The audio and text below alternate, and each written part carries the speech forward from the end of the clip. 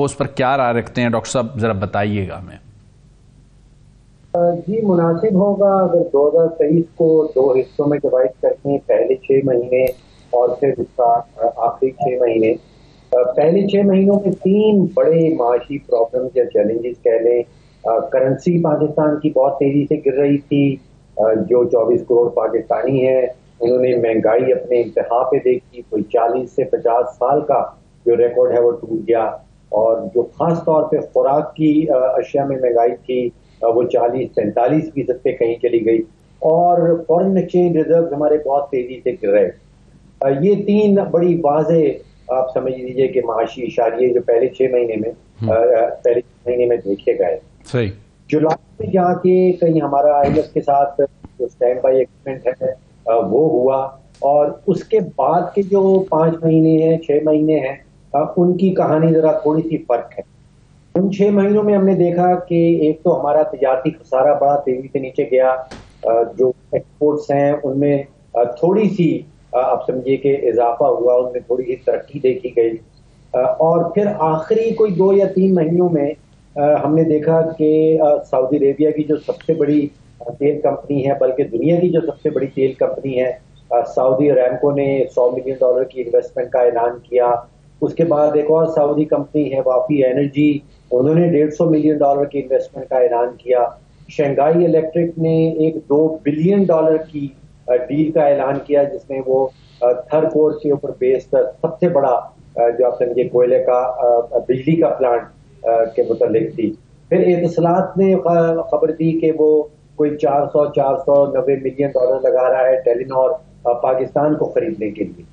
تو ایک تو نظر آیا کہ دنیا کی بہت ساری بڑی کمپنیز جو ہیں وہ دیکھنے لگی پاکستان کے اوپر کہ پاکستان کے اندر کس طرح کچھ انویسٹمنٹ کی جائے۔ صحیح۔ ورلڈ کی طرف سے ایک اعلان کیا گیا کہ وہ $350 ملین کا ایک اضافی لون دے رہے ہیں۔ IDA نے کہا کہ ورلڈ بینک کے جو $350 ملین ہے اس کو ہم میچ کریں گے۔ پھر ایشین ڈیولپمنٹ بینک نے $250 ملین۔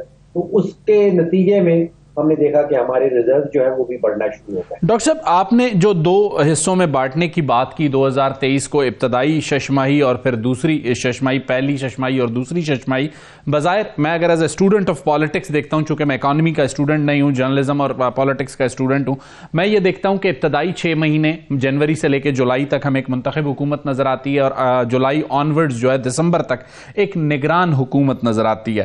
آپ کے خیال میں دونوں کے طرز حکمرانی میں معاشی فیصلوں میں فرق تھا، اس لیے جو ابتدائی ششماہی تھی وہ مشکل تھی اور اگلی ششماہی ٹھیک تھی، یا آپ کے خیال میں جو IMF سے ہمیں بیل آؤٹ ملا اس نے ریلیف دیا ہمیں اگلی ششماہی میں؟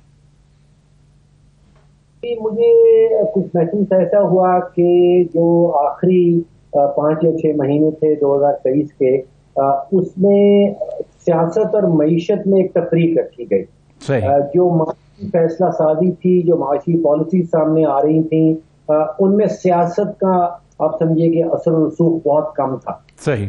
ہماری دوری یہی رہی ہے کہ بے تحاشا جو معاشی فیصلہ سازی ہے وہ سیاسی اثر و رسوخ کے تحت کی جاتی ہے۔ صحیح۔ اب الیکشنز کے فوراً بعد کے سوالات ذہن میں اٹھ رہے ہیں، وہ یہی ہیں جو منتخب حکومت آئے گی الیکشن کے بعد کیا وہ معاشی پالیسیز میں تسلسل رکھ پائے گی، کیا پالیسی کنٹینیوٹی ہمیں نظر آئے گی، کیا وہ نئی حکومت جو ہے وہ ترجیح کس کو دے گی، وہ سیاست کو زیادہ ترجیح دے گی یا معیشت کے اوپر ترجیح ہوگی۔ صحیح۔ اور تیسرا سوال جو ذہن میں آتا ہے کہ جو پچھلے چند سالوں سے ہم تقسیم کی سیاست دیکھ رہے ہیں، کیا اس تقسیم کی سیاست کو نئی حکومت ختم کر پائے گی یا نہیں۔ صحیح۔ ڈاکٹر صاحب، آپ نے جس طریقے سے ڈیفائن کیا، اور آپ پہلے بھی اس بات کا بڑے شد و مت سے اظہار کرتے رہے کہ پاکستان میں معیشت کو بہتر کرنے کے لیے معاشی فیصلوں کو سیاسی فیصلوں سے الگ کرنا ہوگا، لیکن منتخب حکومتوں میں ہمیں بڑا یہ مشکل نظر آتا ہے۔ لیکن کیئر ٹیکر گورنمنٹ میں، جیسے آپ نے بھی کہا، ہم نے بھی آبزرو کیا کہ ان کا چونکہ کوئی پولیٹیکل بیگیج نہیں تھا تو انہوں نے سخت فیصلے بھی لیے اور اس کے نتائج بھی ملنا شروع ہوئے۔ تو آپ کے خیال میں فیبروری میں ایک گورنمنٹ آتی ہے، گورنمنٹ الیکشن اگر ہوتے ہیں 8 فیبروری کو، اس کے بعد حکومت سازی تک مارچ کا مہینہ آ چکا ہوگا، اور پھر حکومت سازی سے نکلنے کے بعد پھر جون میں ایک اور بجٹ ہوگا، تو اس حکومت کے چیلنجز ان سخت فیصلوں کے بعد آپ کو کیا لگتے ہیں؟ یہ آپ نے بجٹ کا ذکر کر دیا، ایک اس میں اضافہ کر لیجئے کہ آئی ایم ایف کا ہمیں ایک بہت بڑا پیکج چاہیے ہوگا فروری کے الیکشنز کے بعد.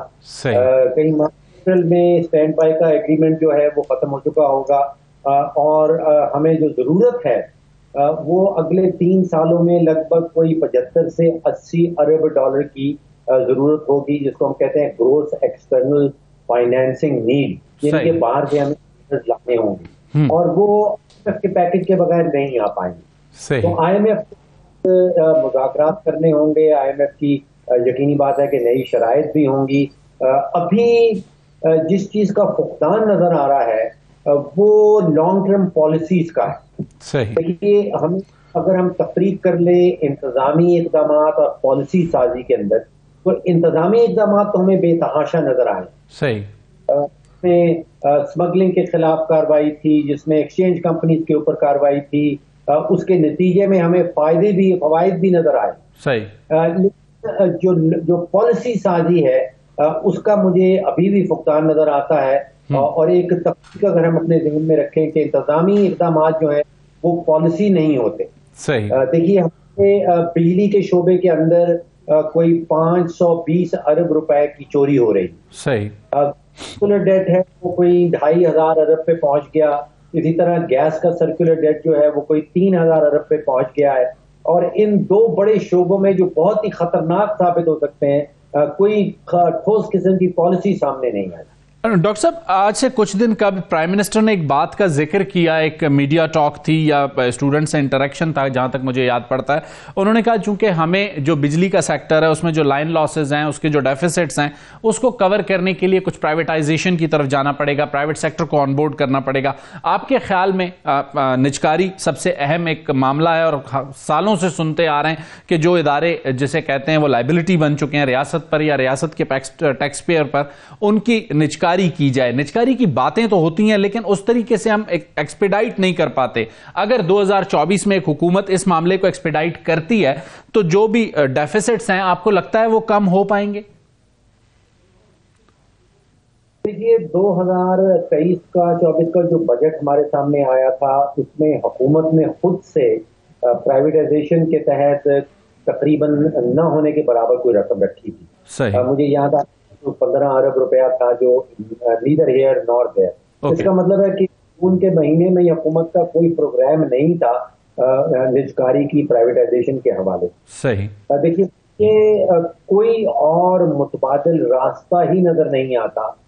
جو 2 لگ بھگ اسٹیٹ اون انٹرپرائزز چل رہی ہیں، لگ بھگ 2000 ارب کا سالانہ نقصان کر دیتی ہیں.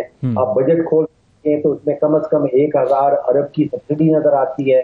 کوئی 1400 ارب روپے کے جو گرانٹس ہیں وہ نظر آتی ہیں.